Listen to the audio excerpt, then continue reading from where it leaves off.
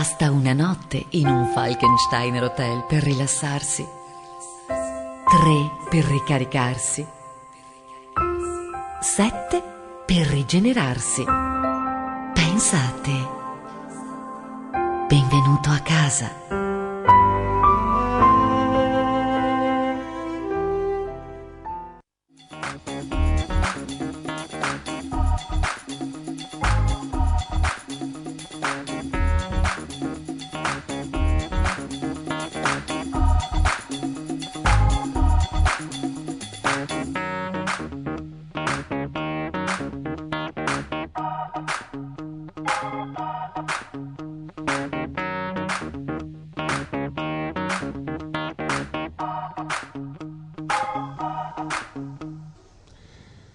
Bene, benvenuti a O Bianco o Nero. Questa serata la puntata sarà impregnata soprattutto sulla Dunata, 84esima Dunata degli Alpini.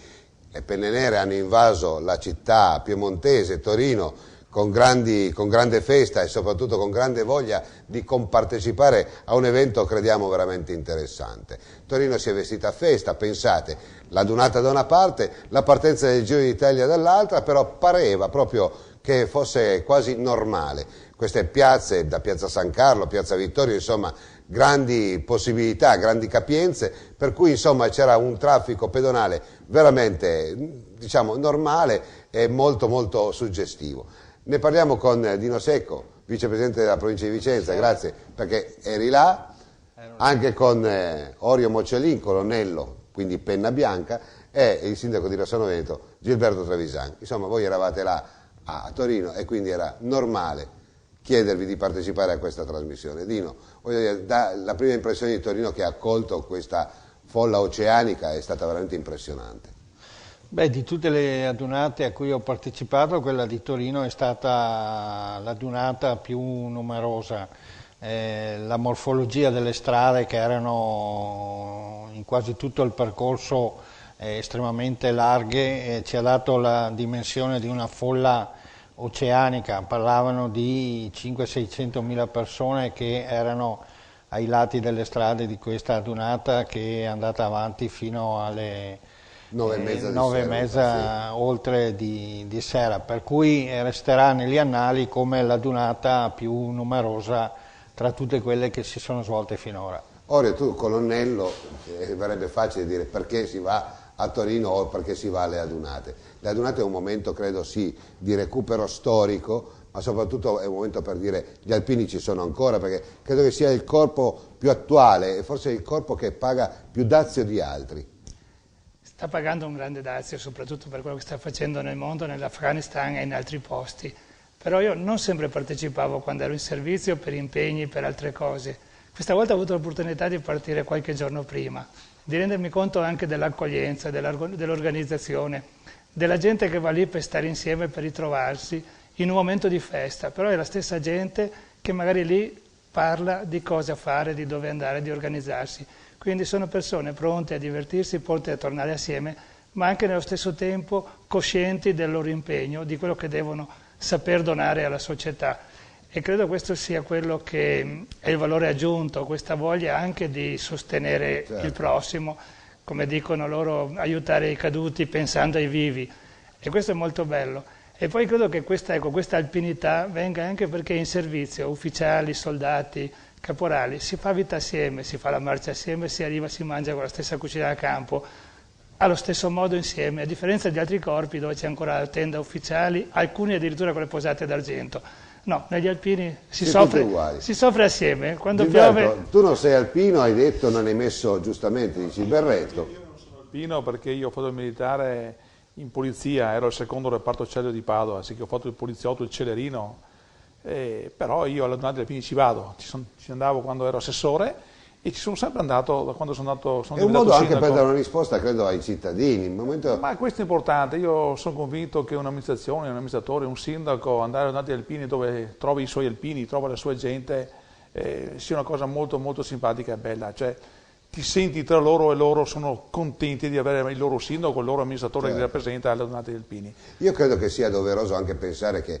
un po' di leva non guasterebbe, Dino, questi giovani che dicono tutti i mammoni, tra virgolette mica tanto, perché in realtà i giovani d'oggi spendono la loro vita veramente non tanto bene e credo che un po' di naia sana, insomma, non farebbe male.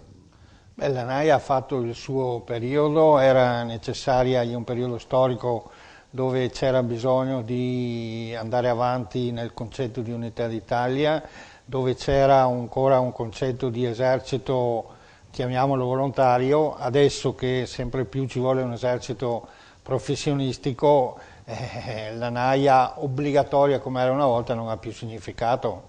Beh, intanto noi andiamo a vedere qualche amarcord, abbiamo preparato una copertina dove abbiamo in qualche maniera cercato di disegnare quello che è stato l'evento torinese, ma soprattutto abbiamo trovato una persona meravigliosa, un reduce, pensate, della guerra di Russia, della campagna di Russia, è un giovanotto di 92 anni, sappiamo che ci sta ascoltando, che ci sta guardando da Rapallo, quindi dedichiamo a lui questa copertina e quindi credo che sia arrivato il momento di mandare le immagini. Grazie Gianni.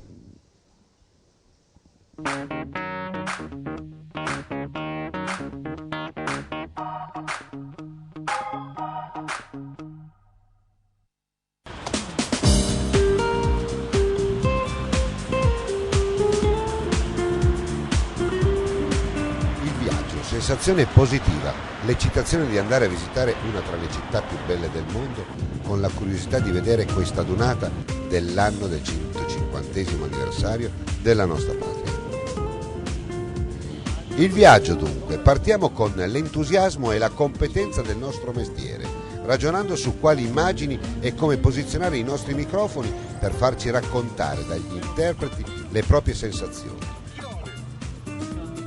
La prima cosa da fare è parcheggiare la nostra regia in modo da poterci assicurare una adeguata sistemazione. Torino città magica, città chiusa e austera ma signorile, una città che volge un suo sguardo, il suo sguardo al futuro, una città in grado di ricevere due eventi come la partenza del Giro d'Italia e la Dunata degli Alpini senza battere ciglio, senza mai andare in difficoltà. I mezzi pubblici sono completamente gratuiti, così dalla nostra base di posta in zona Madonna di Campagna non è stato difficile raggiungere la stazione di Porta Nuova per poi immergerci nel cuore di Torino dove gli alpini sfileranno da Corso Re Umberto, via Roma, piazza Castello.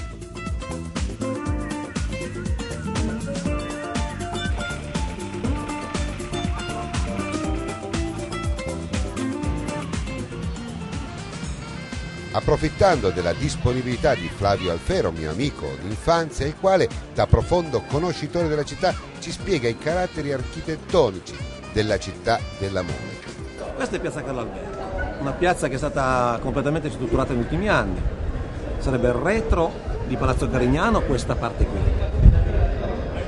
È costruita nell'Ottocento rispetto all'originale, la facciata del 1600 eccetera. Mentre invece questa parte qua è la Biblioteca Nazionale, una delle biblioteche più importanti d'Italia, è la piazza che per tanti anni è stata lasciata un pochettino così andare giù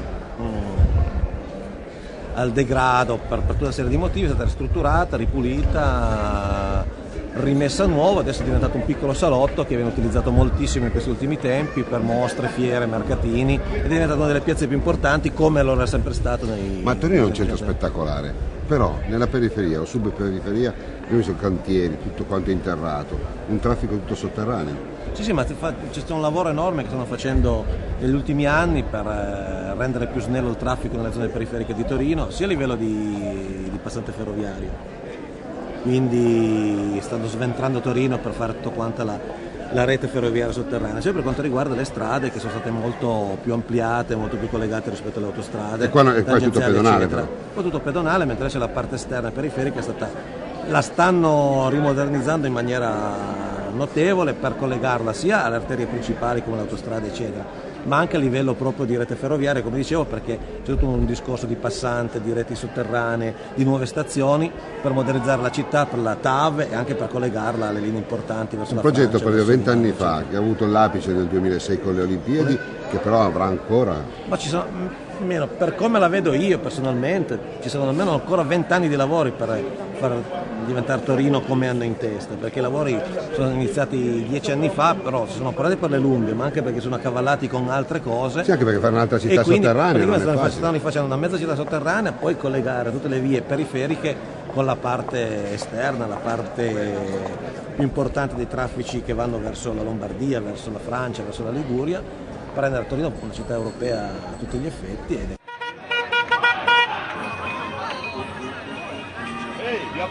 Immergendoci nella ordinata calca ci si avvicina a una penna nera, pensate, di 92 anni, ancora in forma e lucido come un ragazzino, e ci racconta la sua esperienza nella campagna di Russia. Perché lei qua, da dove viene? Da Paolo, Ma quanti anni ha lei, signore? 92. E ha fatto la campagna di Russia? Tutte. La Russia niente. Che esperienza ha avuto là? Esperienza, che io ho girato tutto di lì. Con le scarpe di cartone, Scarponi, in quei stivali è freddo, no? Era a Nikolaeva, accanto a Milorka, Rusovsky, la stazione lì è il centro, no? E ogni anno lei fa la dunata? Sì, Quest'anno ha un sapore particolare però. siamo d'accordo perché. Poi la Russia è stata brutta, ma la prigioniera è stata peggio, perché nei reticolati mangiare le bucce di patate crude, fare così e mangiare, non c'era. La sentinella in cima ti sorvegliava, tu le prendevi quando la sentinella era voltata di là, perché se era girata qua c'era anche pericolo che ti sparasse. Poi di nuovo sotto i russi prigionieri. Poi i russi sono diventati amici. Poi sono stato 9 mesi sotto i russi e gli ho fatto l'interprete per i voci. Ho anche fatto il Dolmetscher in Deutschland, l'interprete. Che valore dà a questa adunata? Mi dà una soddisfazione enorme perché per me sarà anche l'ultima per dire. Noi ci auguriamo di no, ma quelli che dicono che non vogliono l'Italia unita, non festeggiare l'Italia, lei che ha combattuto, che le ha passate tutte, Perché i si sente giovani offeso? non sanno niente, fa la fame, il lavoro di una volta, adesso è tutto bello, è tutto fatto. Io Però sono guai- di campagna. Però sempre la patria nel cuore, bisogna dire. Sì. Guarda, io sono stato via 3 volte dall'Italia a combattere, in Albania, in Russia, poi di nuovo prigioniero perché dall'Albania è ritornato a Bari, dalla Russia è ritornato a Verona, poi da Verona è venuto in Piemonte, a Chiusapesio, poi da Chiusapesio siamo partiti per l'8 settembre al Veneto e lì a Chiusa di Sarco ci ha preso i tedeschi, lì è venuto il peggio, Mi dice il suo nome? Arata Stefano. Io la ringrazio. Grazie. Viva a voi. l'Italia, Viva l'Italia. Quando senti l'amore di bocca, quando sei fuori, sai che ritorni. Io ho sempre pregato, la Madonna è una pallottola. La pallotta non è venuta, la Madonna mi ha salvato. Grazie.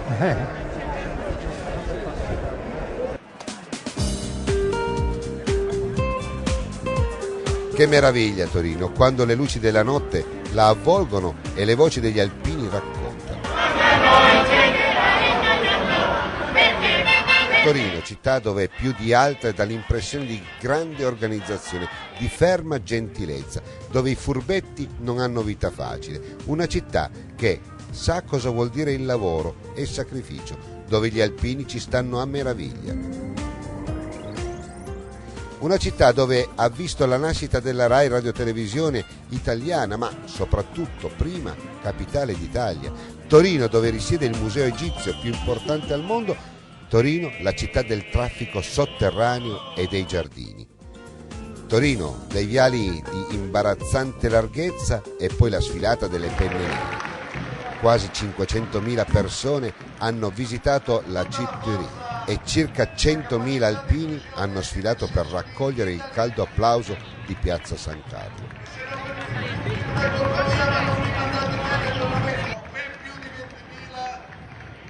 E poi noi, certi di aver documentato come nessuno i momenti magici della adunata del 150° anniversario dell'Unità d'Italia. Sì, infine noi, che senza scopi politici e a nostre spese siamo andati nel luogo della memoria storica per eccellenza, fieri di avervi raccontato qualcosa in più della città dei Bugianelli, perché questa di sicuro sarà la città del futuro.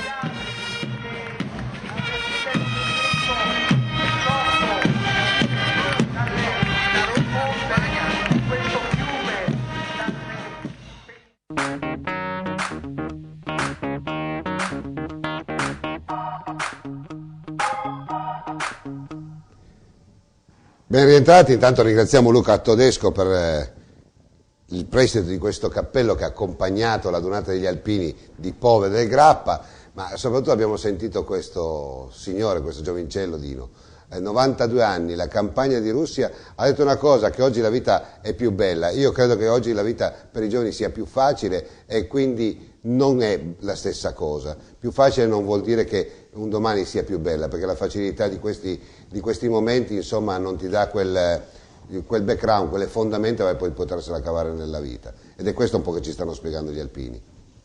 È vero? No, dico, quello che ha detto Arata è stato veramente fondamentalmente facile. La vita è facile, ma non è bella per i giovani.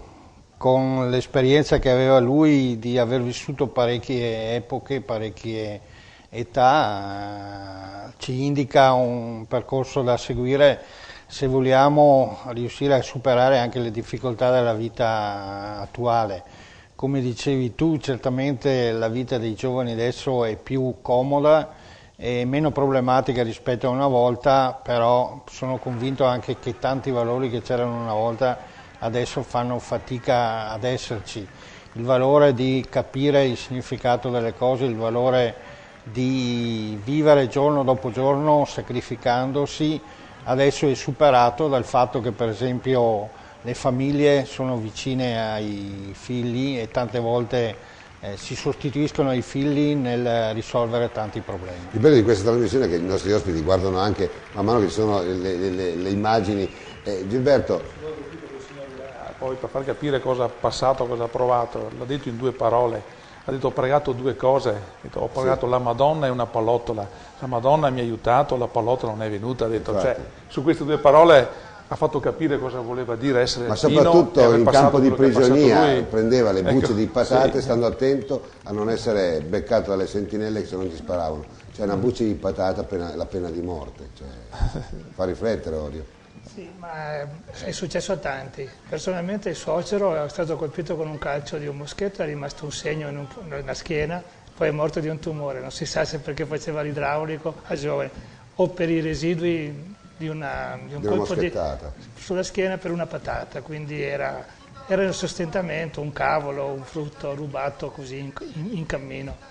Ma che sensazione dà un sindaco che si deve prendere cura dei propri cittadini, vedere un'immagine di Torino? Torino l'abbiamo conosciuta forse un po' meglio. Io Nicola, Torino ci sono stato, credo che questa sia la 3ª volta, ma forse la prima volta che mi sono messo a passeggiare un po' per Torino. Prima di tutto tu hai detto sì, si capisce che quella era una capitale, lo si legge, lo si vede, una città imponente, fatta bene, viali larghi e soprattutto in una giornata come questa dove hai detto prima è sabato il Giro d'Italia, la partenza e la domenica dopo gli alpini, io ho visto un ordine eccezionale, un'organizzazione, anche l'ammassamento. Io credo che fosse uno dei pochi ammassamenti, non so se i miei colleghi sono della mia stessa opinione, così ordinato, semplice, non difficile da trovare, ma veramente un'organizzazione eccezionale. E poi bella la passeggiata, strade larghe. Giustamente forse la città si sviluppa sottoterra, la metropolitana, eccetera. Però il fatto è che io ho avuto una bella impressione, mi è piaciuta tantissimo. Ecco, gli alpini segnano questo, Dino, anche vedere altri posti. Io credo che comunque l'esperimento di Torino sia un esperimento, sì, ben riuscito per quanto riguarda chiaramente quello che è stato l'evento alpino, ma per tutti coloro che arrivano da altre città, anche un esempio da perseguire. Torino è sempre una città con una viabilità strepitosa, ma non bastava. Addirittura adesso l'hanno implementata sotterranea e sopra diventa un grande parco, un grande giardino. Ecco come anche la comunicazione degli alpini porti un messaggio di ecocompatibilità, di ecosostenibilità. Ecco, il valore aggiunto credo proprio degli alpini sia questo, il racconto. Beh, poi bisogna dire che Torino ha avuto la fortuna di avere due grandi appuntamenti negli ultimi anni. Una è stata le Olimpiadi della neve con tutto quello che ha comportato. Il secondo è stato il Lingotto con tutte le ristrutturazioni che ci sono state all'intorno della Fiat, e il Lingotto che è diventato un centro nevralgico per la cultura di tutta l'Italia, con le mostre sul Libro, con le grandi mostre che vengono fatte. Ha avuto anche altri appuntamenti di carattere mondiale, per esempio l'esposizione per tutta una serie di mesi della Sacra Sindone, che ha portato migliaia e migliaia ogni tanto è ciclica, viene fuori di persone, per cui dobbiamo dare atto che questi grandi appuntamenti hanno comportato anche una ristrutturazione della città che era già in corso, però per esempio con le Olimpiadi invernali è stato rivoluzionato il modo di fare trasporto all'interno della realtà cittadina di Torino. Questo... Si sa che il tributo degli alpini è stato pesante, delle ultime cronache, poi neanche un mese fa abbiamo perso un altro alpino. Ecco, che differenza c'è secondo te tra gli alpini, il corpo degli alpini e altri corpi? A me viene in mente che è un corpo più vicino alla gente, proprio perché si diceva si occupa del volontariato, uno non smette di essere un soldato alpino. Io credo che tutti i soldati alla fine, chi va lì a fare questo compito delicato di portare la pace, abbiano gli stessi valori, i nostri ufficiali sono addestrati allo stesso modo. Forse la differenza degli alpini è proprio la solidarietà fra loro e anche la voglia, diciamo, l'abitudine a fare volontariato. Loro lì si impegnano ad educare la gente, a portare, diciamo, quel minimo di istruzione, ad aiutare le famiglie. Ma credo che questo, diciamo, succeda in tutti i corpi, per cui io non farei eccezioni. L'eccezione la faccio quando tornano a casa, che c'è un'associazione Lana che li sa accogliere, che li sa inserire e soprattutto che gli dà delle motivazioni. Una sorta di terapia psicologica. Io a Torino, a differenza di molti che sono andati a fare turismo, ho partecipato a tutte le cerimonie, dall'alzabandiera all'incontro a teatro dove c'era praticamente venuto il... Al Teatro Alfieri. Teatro Alfieri è venuto la terza carica dello Stato Fini, c'era Giovanari, c'erano molti, ma soprattutto mi ha colpito perché l'ANA ha fatto dei premi, delle borse, diciamo, di sostegno. C'era un alpino che ha perso una gamba, che lo tengono lì, lo onorano, e questo è bello, no? Dire tu hai dato qualcosa, noi ti portiamo in prima fila. Era seduto a fianco a me la messa celebrata dal vescovo Nosiglia. Ma soprattutto c'era un ragazzo che è caduto in Afghanistan, che è rimasto immobile, e grazie a un'offerta fatta dall'ANA di 20.000 euro e qualcosa gli hanno regalato un'ambulanza che gli permetterà di muoversi. Lui non può parlare, non può usare le mani, dialoga col suo computer dallo sguardo. E lì in diretta ho sentito il suo ringraziamento e ha commosso un po' tutti, perché è un ragazzo che è immobile, che ha parlato come se stesse bene, perché ha ringraziato gli alpini per avergli dato la possibilità di comunicare e forse di continuare a vedere il mondo da questa sua macchina mobile. E questo è il messaggio un po' degli alpini, non si piangono mai addosso, Dino. E in qualche maniera la domanda è cosa si prova, perché credo che sia Torino, Bassano, Bergamo o Latina, quando si passa in quel viale e si sfila, e cosa si prova dentro? Ma che sia tu un'autorità, un alpino, tu sei stato anche alpino, per cui... La sensazione è quella di essere partecipi di un appuntamento di quelli che lasciano il segno, di quelli che ti porti nella memoria per tutta la vita. Sfilando accanto agli altri ti senti partecipe di un grande progetto che non riguarda te solo, ma riguarda una moltitudine di persone che hanno le tue idee, che hanno i tuoi propositi, che hanno i tuoi sentimenti in quel momento. Tra poco mandiamo alla pubblicità, Gilberto, però tu da comunicativo, insomma, qualche cosa te ne intendi. Un evento simile a quello degli alpini, che ogni anno comunque dà i numeri che sono dai 500, 600.000, 450.000, c'è un evento del genere che non teme nessun tipo di decadenza, un brand sempre molto alto, molto ampio. A cosa si deve allora? Ma guarda, prima di tutto è un evento che non ce n'è un secondo, questo è l'unico e rimane l'unico. Cioè, abbiamo anche dei picchi di caduta nella Formula 1, come nello sci, altri eventi che sono, va bene, sportivi, ma guarda, questo... io penso che sia un sentimento che è talmente radicato, che si tramanda di generazione in generazione, perché tu vedi la folla, no? che è una folla anche giovane, non abbiamo vecchi. E quando sfili, io ti parlo da sindaco, no? Quando ti senti delle frasi che ti gridano, io ti dico, mi raccomando sindaci, non mollate, sembra che sia quasi un qualcosa che ti insta e dici guarda che l'anno prossimo siamo ancora qua, tu ci devi essere, non mollare. Io credo che il sindaco mai più come adesso, certo, ma io credo che i sindaci mai più come in questi momenti interpretano non credo una linea politica guida, ma interpretano veramente quello che è Nicola, la volontà del cittadino. Non la senti nemmeno, cioè neanche ti passa per tirare il cervello sentire se sei di qua, se sei di là, se sei al centro, se sei sotto, tu sei lì tra la folla praticamente che segui quel cappello là, no? Capisci che quel cappello è stato impegnato in un momento importante della nostra storia e che continua a essere determinante nella vita civile di tutti i giorni, perché io nel mio paese se non avessi gli alpini, tantissime iniziative di carattere sociale, civile, lavorano lo stesso che noi organizziamo, se non avessi loro non le potrei fare, sono sempre in prima linea, sono sempre disponibili, ma veramente nella vita di tutti i giorni. Perciò, ti ripeto, i credi o non credi politici non ci sono, sei su questo viale e dici guarda che quest'anno ci sono, c'ero l'anno scorso e ci sarò anche il prossimo anno, perché tu mi stai dicendo guarda, non mollare perché io sono qui e ti voglio vedere anche il prossimo anno in questa sfilata. Allora, viva gli alpini e pubblicità per noi.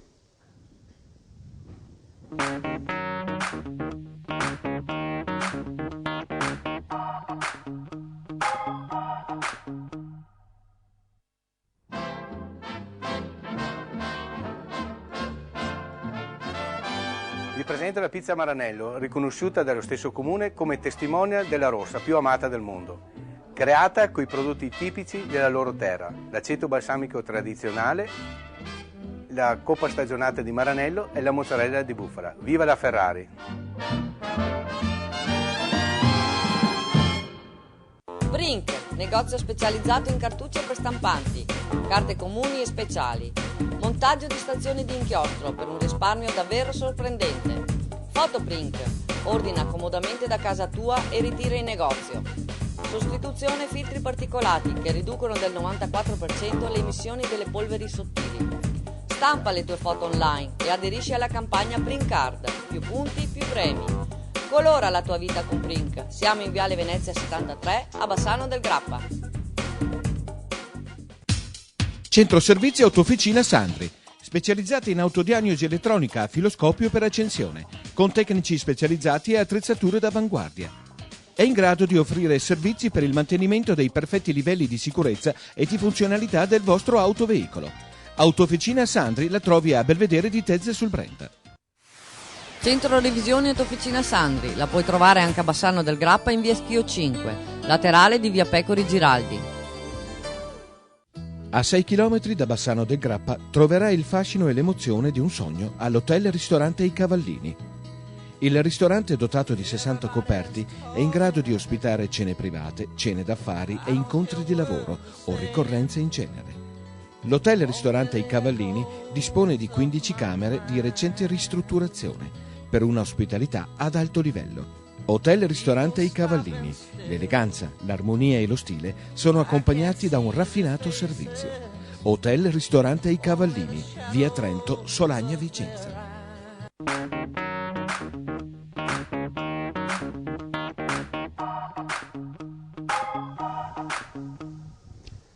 Ben rientrati in piazza, insomma le miscele, le emozionalità, le emozioni che riescono diciamo così, a distribuire gli alpini sono molte e moltissime.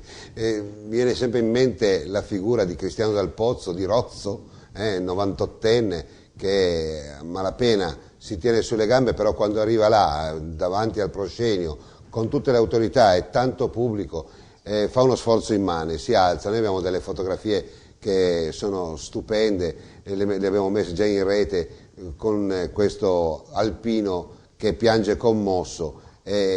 Insomma un tributo incredibilmente alto quello che ha dato e quello che ogni volta dà Orio, passando per questi viali, alzandosi. Credo che tutta l'Italia si sia emozionata vedendo quelle immagini, ma non per me che ho fatto questo mestiere, non sono immagini nuove, perché loro quando incontrano un ufficiale superiore credono di avere ancora l'obbligo di mettersi sull'attenti, cioè lo vivono con un rispetto che oggi è impensabile. Ma io, persone di quell'età, me le sono trovate a mettersi su attenti, buongiorno, e quindi questo è proprio segno anche del rispetto che i nostri, diciamo, ufficiali avevano saputo trasmettergli, e loro si emozionano ancora di fronte, io che sono così di carattere anche un pochino socievole, sono io il primo a dargli dalla mano. Logico. E li vedi che reagiscono e si mettono sulla testa, e questo veramente ti lascia riflettere.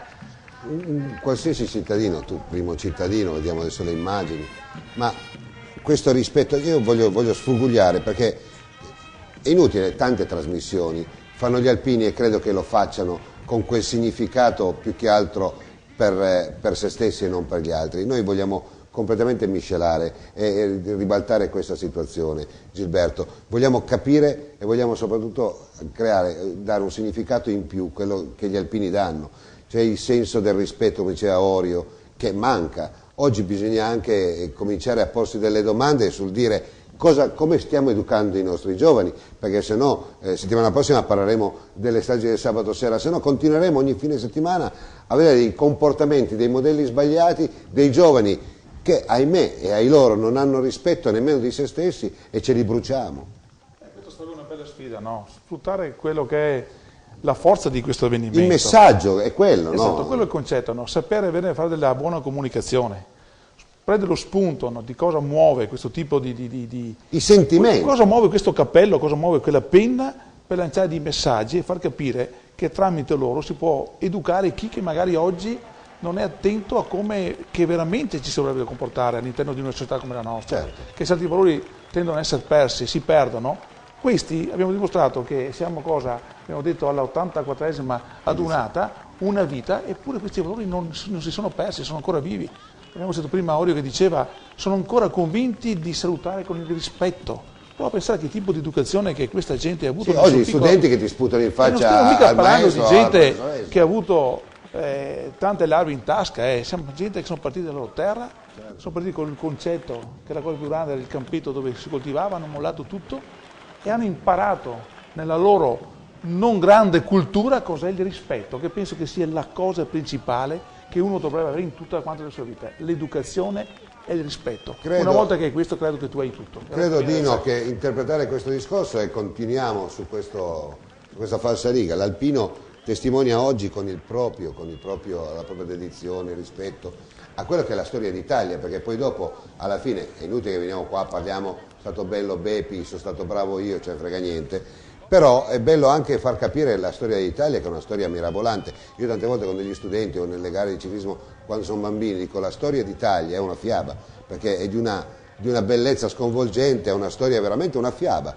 E questi l'hanno interpretata bene, e oggi noi forse riusciamo a interpretarla in chiave sbagliata, tante volte per dei fini politici, ma mai con quel sentimento che giustamente bisognerebbe attribuire non soltanto al corpo degli alpini, ma a tutti coloro che hanno perduto la vita.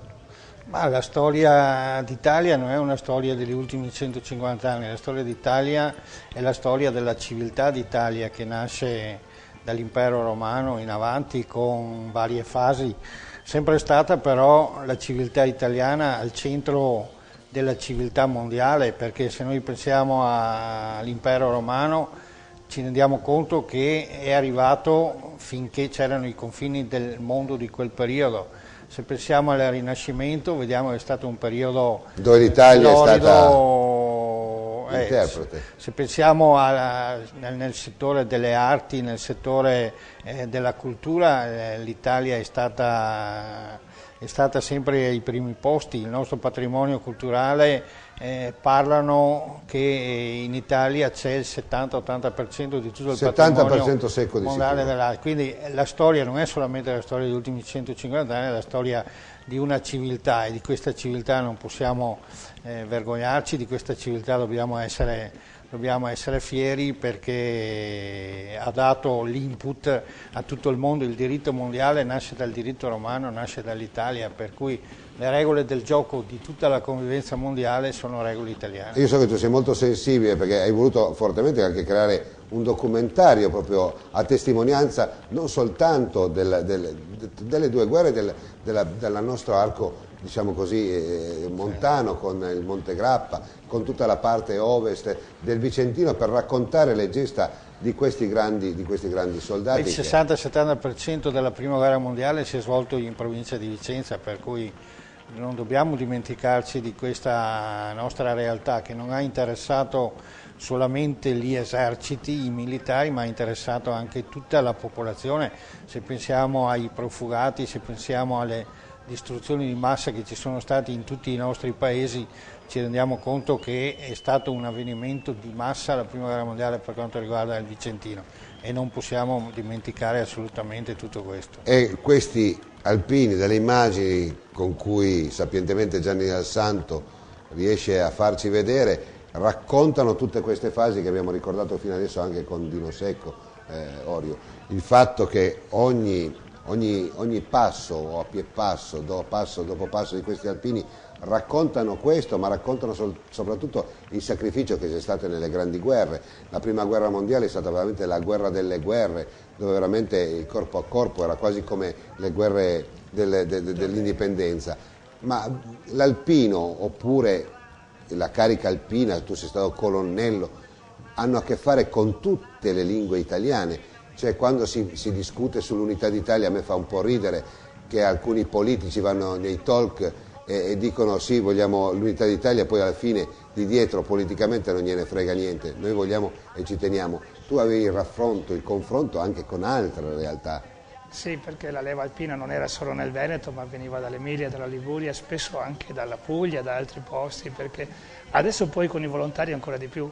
Negli alpini troviamo ragazzi che vengono da tutta Italia per concorso. Ma perché vengono questi ragazzi? Verranno per...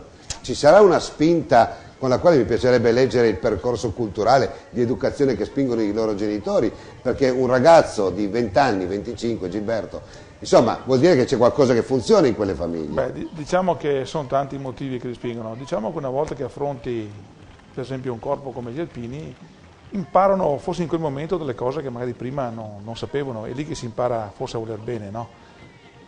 Guardando un po' la storia, sapendo che a parte tutti i nostri soldati che sono morti, ricordo una frase, ricordo bene, cioè muoio praticamente in quel periodo, ci credevi talmente tanto, qual è il valore, no, di questa Italia unita, continuo a dirlo, perché quando vedi queste cose qua, come fai a pensare che l'Italia si può dividere?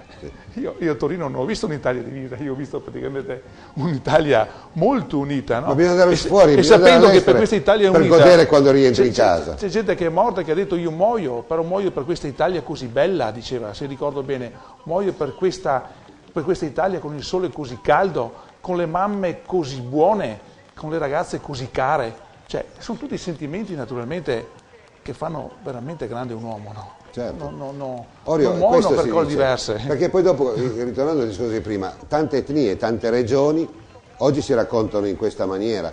Bisogna caldeggiare il fatto che anche se si è giovani, anche forse se non si è alpini si può essere dentro, anche pur non avendo mai indossato quel cappello. Credo questo sia, per implementare questo sia la continuazione della storia. Adesso non saranno molti a vestire il cappello, un po' ci sono anche le ragazze, però quindi c'è un'integrazione, si completano uomini e donne. Ma credo che chi si sente vicino e che può iscriversi come simpatizzante possa continuare a portare avanti questi valori e possa continuare a onorare anche i nostri sacrari, perché prima parlavamo di quanto ha sofferto il Vicentino.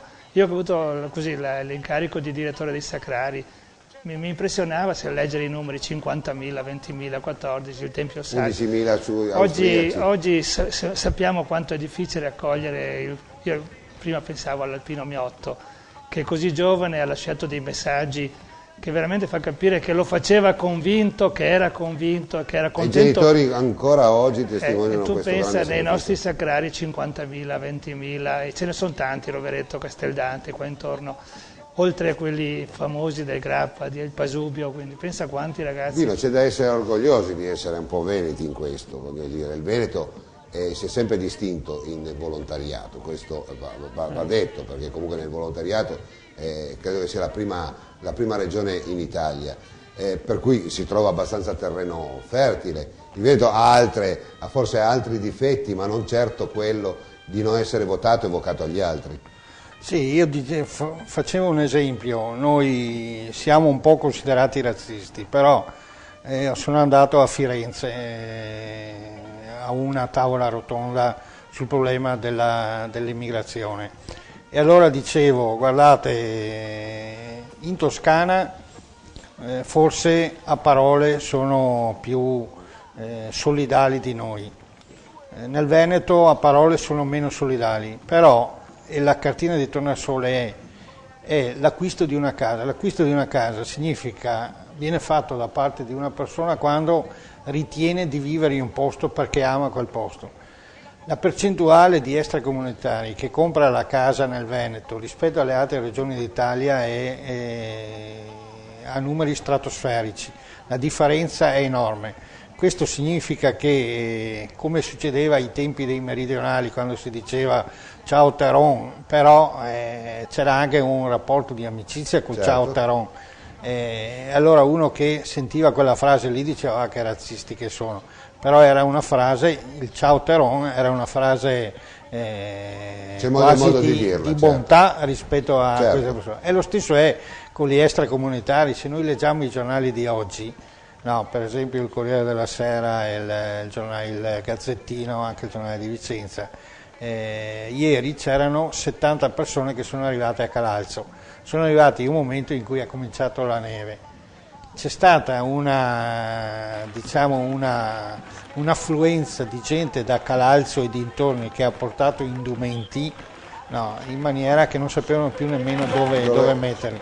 Allora, a parole nessuno li vorrebbe, eccetera, però poi... Intanto vediamo questa immagine che abbiamo prima raccontato, cioè credo che questa sia l'immagine dove ha spinto anche il ministro La Russa a un abbraccio con questo personaggio stratosferico. Anche questo ci sta tutto, hai visto? Cioè, voglio dire, è un momento particolarmente interessante. Ecco, quando si parla di esportare il brand pubblicitariamente, oppure il trend, tutte stesse, questo voglio dire è uno spot incredibile. È emblematica al massimo, questa è una forza, con un'immagine del genere puoi dire tutto quello che vuoi. Io direi che va bene dappertutto, guarda. Parlo da uomo un po' egoista, no? Che usa la comunicazione per far vendere. Io dico che un'immagine del genere potrei colpire chi voglio. E questo qua è il plotone veneto, bassanese. Insomma, tu Orio stai dicendo guarda, eccoci qua con orgoglio. Beh, insomma, è bello esserci stati. Sono stato contento, io sono tornato un po' a casa mia, perché io sono nato a Torino, quindi la conosco e quindi forse la mia verve, la mia voglia di consacrare una delle città per me più belle del mondo è proprio il fatto che mi trova condiviso, insomma, in qualche maniera ci sono nato. Però certo che fare un distinguo, Torino che lascerà questa immagine forte degli alpini, questa durata forte, e il prossimo anno Bolzano. Allora io qua vorrei aprire una parentesi, insomma a Bolzano so che c'è una bella caserma degli alpini, ma non sono contenti di averla. Avremmo voluto averla tutti qua a Bassano, perché avrebbero aperto le porte, Dino, in qualche maniera, vero? Allora sarà un'occasione per riportarci gli alpini, o sarà un'occasione che Bolzano amerà forse di più gli alpini e ai loro anche la patria italiana, perché insomma bisogna andare fuori. Noi questa settimana abbiamo avuto un'esperienza drammatica in Croazia, in un posto in frontiera nella dogana. Siamo stati fermi 4 ore e mezza, trattati malissimo. Quando siamo tornato indietro, avrei pagato l'ira di Dio per potermene ritornare a casa, che siamo ritornati in Italia mi si è aperto il cuore, siamo in Italia, e questo mi succede tutte le volte che vado fuori dall'Italia.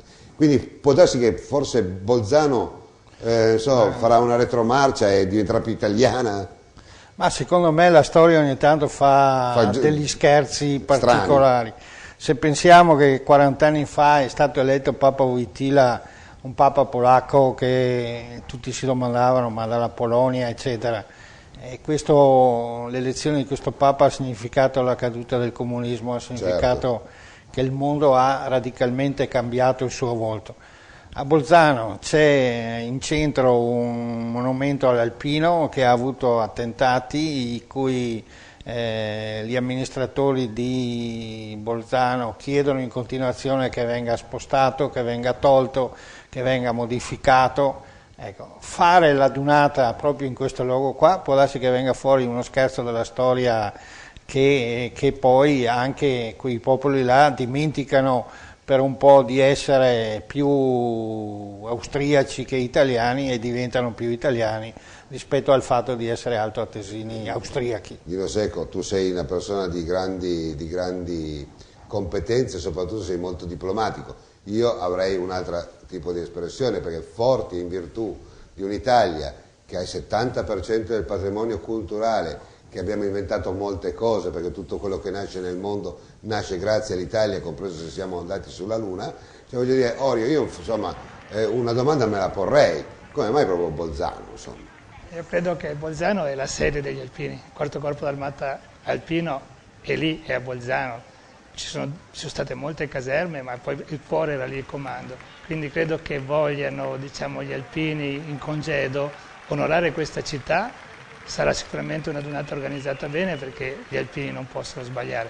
Ho colto anch'io a Torino qualche sensazione, però nella vita bisogna anche avere il coraggio di fare delle sfide, e quindi io credo che la simpatia degli alpini, l'organizzazione, la pulizia quando vanno via convinceranno quella gente. Sì, un dato strepitoso è quello che quando vanno via gli alpini, ragazzi, non si trova un briciolo. Io ricordo anche qua a Bassano, il mio socio aveva offerto il suo terreno, quando sono andati via hanno ripulito anche quello che non era. Io ho vissuto 3 anni a Bolzano, pur abitando a Pove, e qualche volta anch'io avevo delle sensazioni di non essere a casa, di non essere in una città accogliente.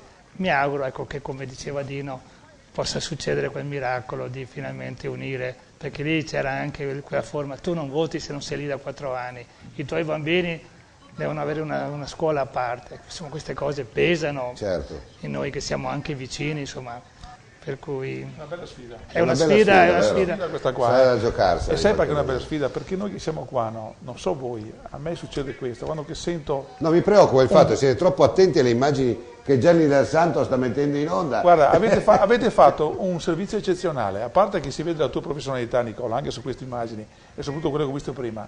È bellissimo, è veramente una bella testimonianza questa qua, complimenti. Comunque diciamo che questo abbiamo capito che Bolzano sarà una sorta di provocazione, no? In qualche maniera, ma se dovessimo spendere, diciamo, una lira di scommessa, no? Nel senso di dire noi andiamo a Bolzano, vogliamo portare quello che è il nostro zoccolo duro, la nostra storia, insomma si andrà là con quali sensazioni, con quali emozioni? Allora io, sai cosa direi a un bolzanino, per esempio, non so, mi piacerebbe sentire lei, siccome ti dicevo prima, e finito il discorso, che a me sentire quando uno da quelle parti dice, sai, non mi sento italiano, mi fa star male, non sto bene, sì, sì.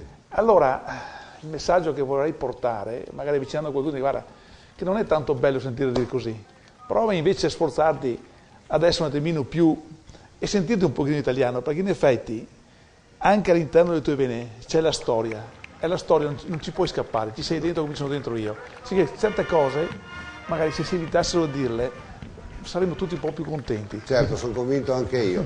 Al di là del fatto che, per esempio, adesso aspettiamo una lancia, però il Trentino è già più vicino, Mori, no? Abbiamo visto a Mori, campionati italiani di ciclismo su pista, tappezzate di un tricolore che io in vita mia non ho mai visto, se non con la festa degli alpini qua, con la donata a Bassano. Quindi Mori Trentina, italianissima, insomma ha fatto vedere cose che qua a Bassano non siamo stati capaci di fare con i medesimi campionati italiani assoluti su pista.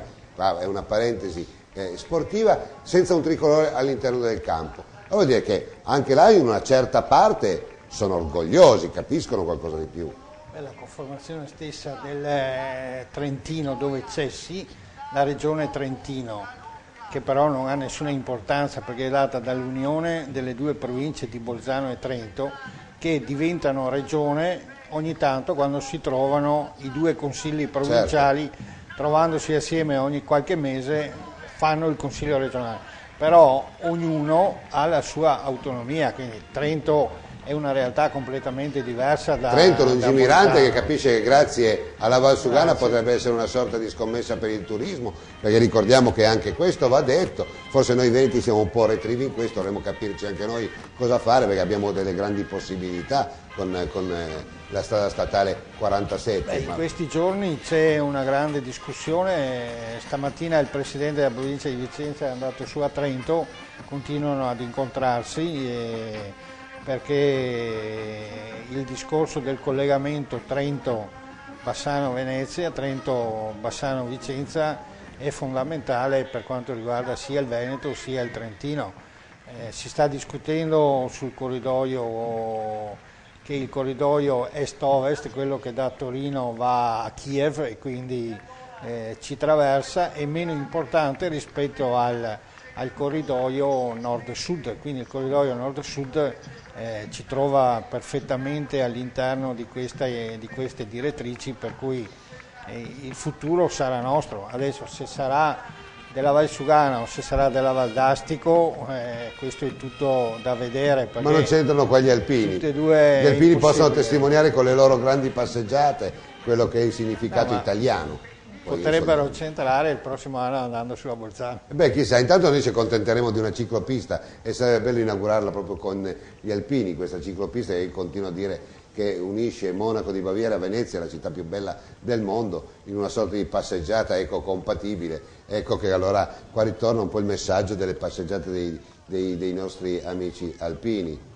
Creiamo una bella immagine, questo nastro fatto tutto di penne nere, praticamente da che parte da un posto che arriva all'altro, simbolo praticamente di due punti che si vanno praticamente a unire. Parliamo di unità, sarebbe veramente un'immagine emblematica. Un'immagine è una tua sensazione che ti porti Orio da Torino, poi voglio farlo anche agli altri nostri ospiti.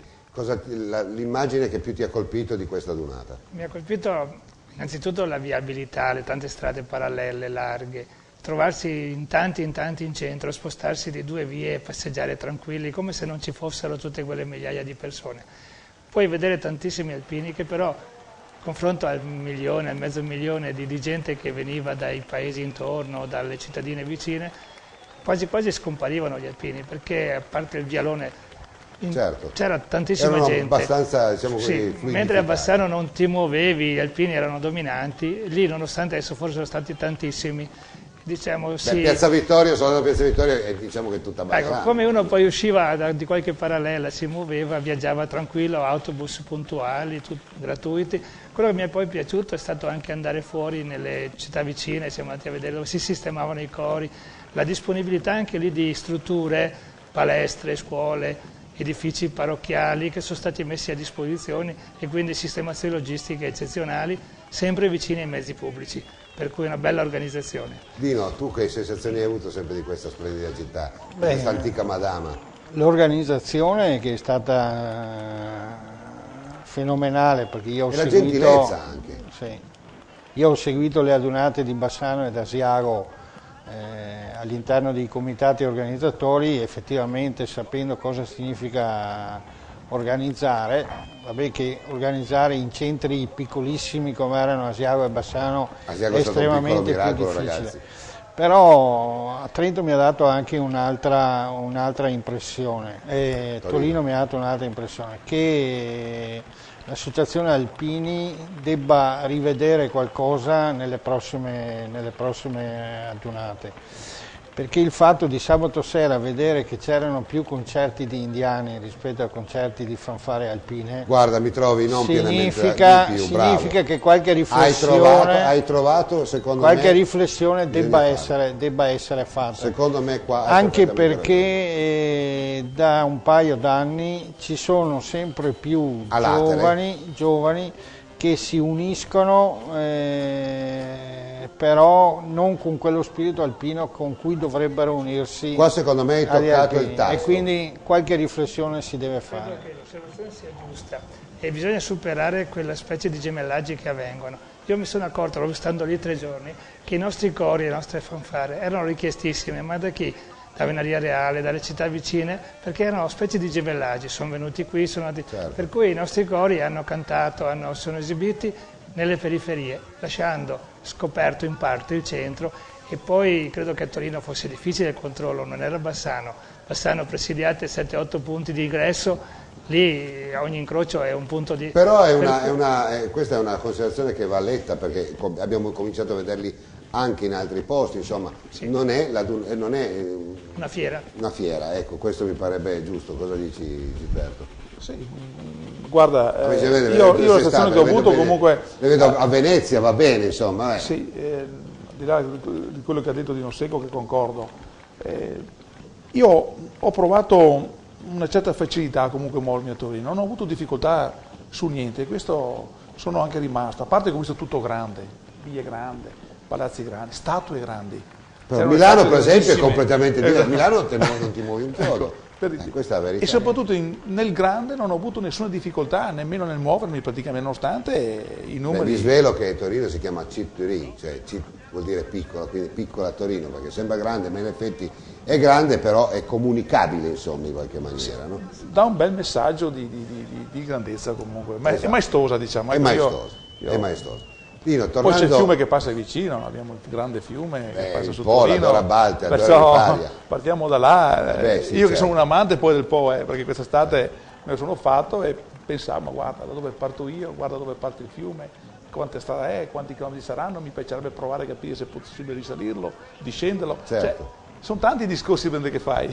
Torino, abbiamo detto, cioè, se l'è giocata bene sta adunata, in parole povere. Noi abbiamo sentito Chiamparino oggi, voleva entrare in trasmissione, ma stanno, insomma, in qualche maniera ci sono queste elezioni, sono tutti là che sono in fermento. Beh, per Torino oramai sei a posto, se la sono Lui è giocata. sfilato col suo cappello, ma è amatissimo. Io il venerdì ho sfilato proprio vicino a lui dietro e mi sono reso conto che è un sindaco veramente amato, non l'avrei pensato. Amatissimo dalla sua città. Amatissimo, e lui ha parlato molto bene degli alpini, addirittura nel suo intervento ha detto che se riesce a fare bene il sindaco comunicando con la gente è perché ha imparato molto dagli alpini, e lui l'ha fatta qui con noi, insomma.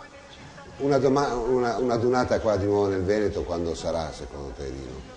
Parlano nel 2016 a Vicenza si sta attrezzando Già muovendo. per questo appuntamento. Sono abbastanza fiduciosi che arriverà nel 16.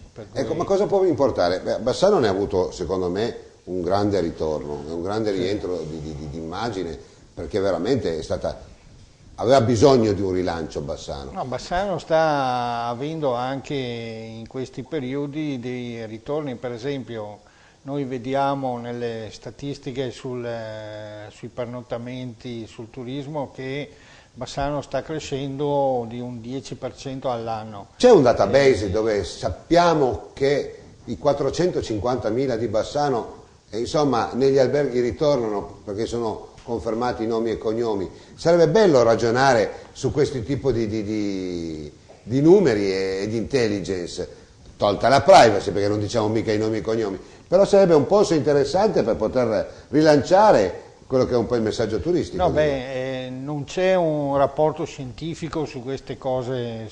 Sarebbe bello però studiarlo. Anche perché i dati sono stati gestiti dall'associazione Alpini, che aveva affidato a una società la gestione delle prenotazioni, eccetera, per cui i dati che noi possediamo, che sono quelli di legge, sono quelli che ci permettono di sapere la provincia di arrivo dei vari turisti. Però dalle informazioni che abbiamo con i vari alberghi, ecco, sappiamo che ci sono tantissimi che sono rientrati, che usufruiscono di Bassano quando fanno i loro giri in giro per l'Italia, e invece di fermarsi in altre realtà, conoscendo Bassano, adesso si fermano nel bassanese. Bene, siamo proprio in chiusura di questa trasmissione. Io ringrazio te, Dino Secco, vicepresidente della provincia di Vicenza, grazie a Orio Moccialin, sindaco di Pove, e te Gilberto Trevisan, Grazie sindaco a te, di Nicola. Bassano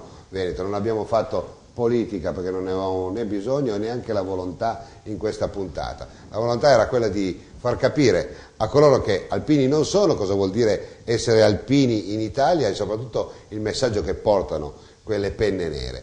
Noi nel nostro piccolo abbiamo cercato di dare un contributo quanto mai più professionale possibile. Devo ringraziare Denise Gazzola insieme alla Fiorella, alla microfonista, poi Alessandra Gazzola e Gianni Dal Santo, che oltre tutto ha avuto anche l'onore di andare di notte a visitare questa stupenda città quando si veste di luci, e quindi chiaramente il suo appeal diventa veramente implementato al massimo. Quindi crediamo di aver fatto un buon servizio, ma sicuramente torneremo su questa giornata degli alpini con altri ospiti per analizzare veramente quello che è il fenomeno di questa adunata, di queste adunate che non temono il confronto con il tempo, anzi sono sempre migliori, più va come il vino, insomma, più vanno avanti, più invecchiano e più sono belle da gustare agli occhi. Grazie ai nostri ospiti, settimana prossima con Traffic Technology, con i familiari e vittime della strada, perché vogliamo continuare a implementare questo messaggio. Gli alpini oggi ci danno un grande testimone ci lanciano il testimone delle eccellenze dell'educazione e di quelle che sono diciamo le regole, assolutamente le regole, quelle regole che oggi noi vediamo minate nei comportamenti spesso giovanili dei fine settimana. Quindi settimana prossima o bianco o nero, come al solito strepitosamente in diretta alle ore 21:45, ma ricordiamo anche l'altra nostra trasmissione Scratch sportiva al giovedì alle ore 21, anch'essa in diretta. Buona serata a tutti, buonanotte e buon rientro nelle vostre case. Arrivederci. Grazie.